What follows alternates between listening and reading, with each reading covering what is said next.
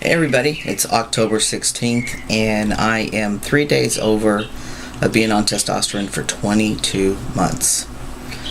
We'll go with physical changes. My eyes right here are getting more poofy. That is my dad's side of the family trait. My nose has started to grow some more again. My hair on my face is starting to come in much more. I still have some bald spots.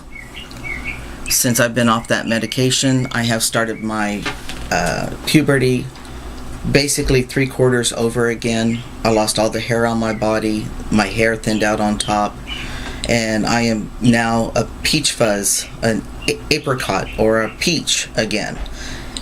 My chest on the hair on my chest is coming in like it was before.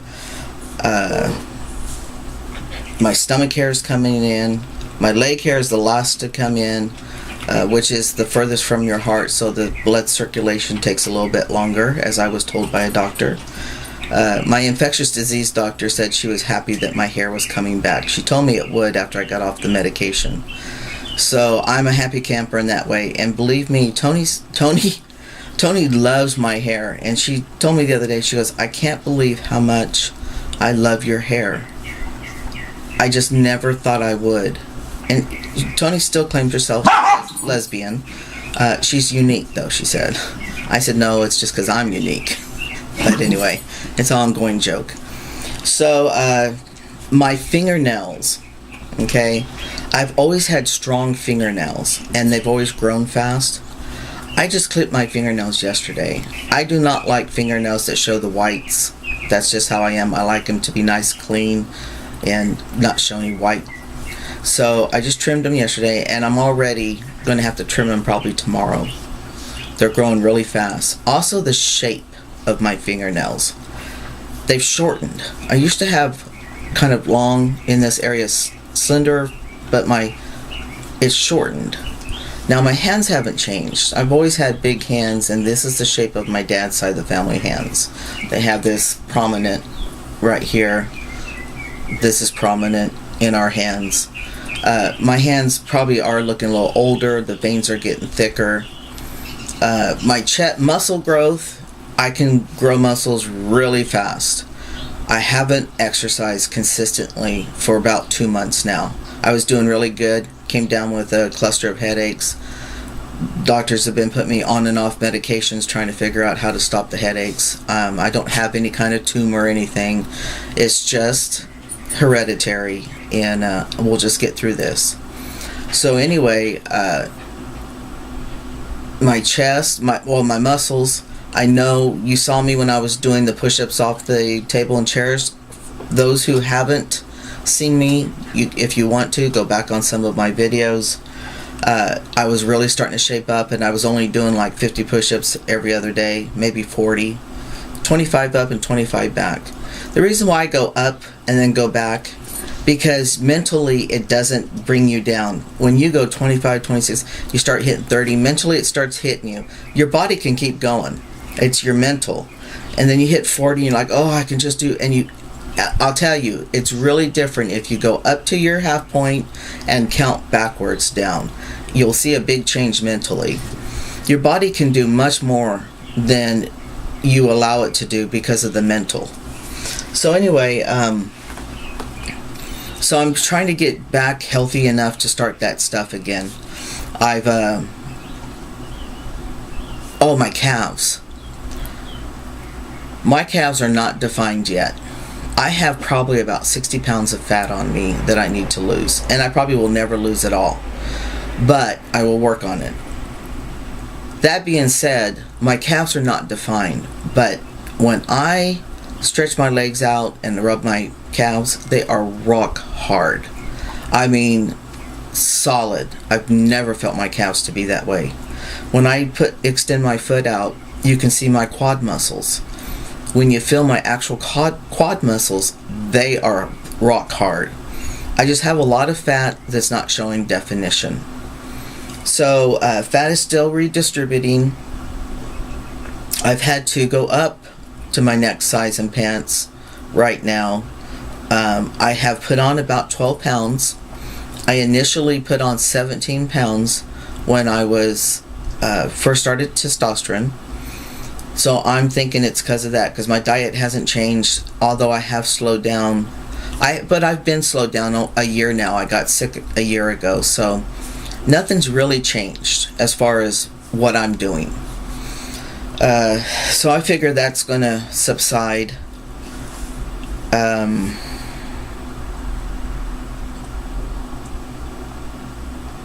My ears haven't grown anymore, but someone commented your ears can't grow. I'm living proof, okay? People can't comment on people's lives or their symptoms or their whatever, their transition, things that are happening in their transition, because those are facts. You can't comment, oh, your ears don't grow. Yes, they do. The only thing that's not going to grow in your body is your bones, if you're of the age where they've stopped growing. If you're young enough and your bones are still growing, good for you, because that might help you in the long run as far as masculizing. But people can't sit and comment when they have no proof for what they're saying, or they haven't experienced it. And for those who have experienced it, maybe you should do some videos yourself and let us see. But yeah, my ears have grown. Cartilage grows. You see guys' jaws getting squarer. It's not the bone, it's the cartilage. Your chin here is all cartilage. That's going to change if you have the genes to change it. You know, my face probably hasn't gotten real square, but I don't know. I didn't sit and compare myself. But my face has masculized. So it's just cartilage. Cartilage is on your forehead, above your eyebrows. The cartilage goes over that bone. Your nose is all cartilage, except for the tiny little bone you have here. But the shapes and sizes are cartilage. You know, the only thing that I can say is every journey's different. Every symptom, every change is different. And those of us who are documenting it, we're living proof of some of this stuff. So anyway, I'm sorry I have to get a drink. I'm on this medication that really dries my mouth out. So anyway, those are the physical changes. Emotion changes. I feel so much more in tune as a whole. I've thought about this and thought about this, and that birth person, female-bodied spirit, the spirit's still there, but I'm now seeing through the eyes of Ethan. The transition has finally came to where I'm now feeling all male. And let me give you an example of what I mean. In the very beginning, Tony's always been mama to our girls, which is our dogs, or any of our animals. And I've always been Dama. It was a mixture of mom and dad. And when this started, I told Tone I don't want to be called Dama anymore. And so she said Dad. And I said, I don't feel comfortable being called Dad. I just didn't. It's just something that I had to work through myself. But Pops was okay, or Papa or Pops, you know. That was okay for me. I don't know why, but it was. So for almost 2 years now, I've been Pops or Papa. And recently, just in the last few weeks, I have felt like I'm ready to be called Dad or Daddy now. And I think that's just about, it's taken me time to sync all the different aspects of me as an individual, physical, emotional, mental, spiritual, all that has finally formed into Ethan. So as the other person dissolved, the image, the reactions, the actions, the gestures, all that stuff is is dissolving, Ethan is emerging more and more. And I feel totally comfortable now as a guy. I'm not mislabeled. I'm not misgendered. I'm confident when I approach people. I don't worry. And part of that is because I realized I'm causing myself stress. If something happens where someone questions me, I'll deal with it at that time. There's no reason for me to waste my precious time on my journey worrying about something that hasn't happened yet. And if it does happen, I mean, it did in the beginning, but this is where I've come. This is how I've talked to myself and worked through this. And this is what I've told myself. Don't give any negativity any more attention than it deserves. Because when you feed negativity, you're just fueling a fire. And there's no reason for it. Nothing's going to come out of the fire. It's going to disintegrate. Nothing positive can come out of a fire. So I had to work on that. And really, since I quit worrying about it, there has never been an issue. I just don't worry about those things anymore. And maybe that's just evolving into Ethan and everything coming into place. My physical's looking more male. As far as my family's concerned, I still once in a while get sheed, and they correct themselves. And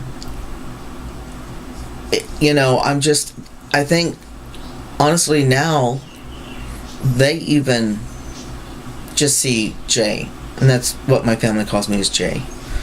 The great grandkids, the oldest ones were 6 and 3, I think. Yeah, 6 and 4. And they're 8, and she's going to be 6 now. And they don't even remember the aunt. They just remember, they only know me. They don't even bring it up anymore. For about a year now, they haven't brought it up. So everyone is transitioning with me and becoming more comfortable as I'm becoming more comfortable. So I think that my little lecture for today is for those of you guys who really are worrywarts, who really want people to like them. Take a deep breath and sit back and just look at the image of yourself reacting and acting the way you do to people, and ask yourself, what can I do better? How can I react or respond to this better that doesn't cause me any pain or suffering? If people don't accept you, and they have said they're not going to accept you, don't try to convince them you're still a good person. They know you are. They don't understand the situation. Let it go. If you pray, if you collect positive thoughts and energy, collect it and hold on to it and just pass it to them without saying. Just tell them, just say to yourself, I believe someday maybe they will understand. But if they don't,